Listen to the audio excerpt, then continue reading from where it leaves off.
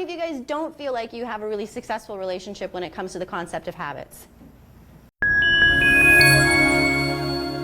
Okay, so me neither. And so it made me start to study a few things when it comes to habits, because I wanted to understand much more about why, whenever I seemed to go about instituting a habit in my life, did I have a failure experience. And why was I chalking up these failure experiences? Because that's not what I'm interested in doing. Habits are something, when you study habits, habits are something that are run on a subconscious level.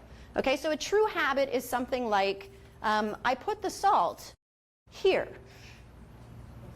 It's the habit of putting the salt there. Right? We've heard before that we use 10% of our minds. You guys have heard that? That 90% of our minds we don't have access to. And there's people that philosophize about, oh, if we could only access like 14%, like we could levitate, or, you know, things would be insane. The truth is that our bodies are using our minds to process 90% of function that we don't need to have conscious awareness of. Like, my body has a habit of breathing. I'm excited about that. My body has a habit of blinking. My body has a habit of regulating all of these insane systems that are occurring for me to live. I then also put on the task of my automation where the salt goes, where this goes, all of these tiny little things that I don't want to consciously think about. So that's what a true habit is, right? How many of you guys have ever moved? Okay. Like 17 times? Yeah, okay. How many of you, whenever you have moved, you have gotten exhausted? Absolutely. Okay, it's something called decision fatigue. The reason that it occurs is because all of a sudden in your life, you now consciously have to think about, where does the salt go? Where did we put the cups? Where is this? Where should that go? You're making all of these decisions. You get into a new kitchen and you completely forget what happened in the last kitchen. You're looking at cupboards going, well, what would make sense? And it's overwhelming about which plates should go on which shelf and why.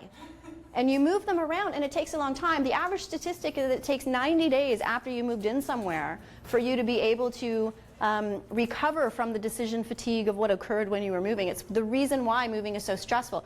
It's not gauged on your time before the move. It's gauged on your time after the move. Unpacking, looking for things, all of these things. And it puts an exhaustion on your conscious thought.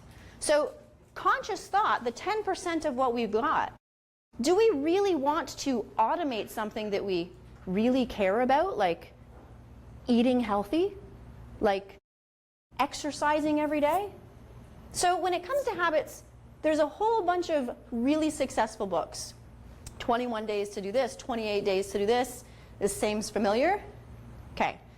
Curiously, so curiously, on average it takes actually 66 days for us to automate and program something into our subconscious. And that's the definition of a habit.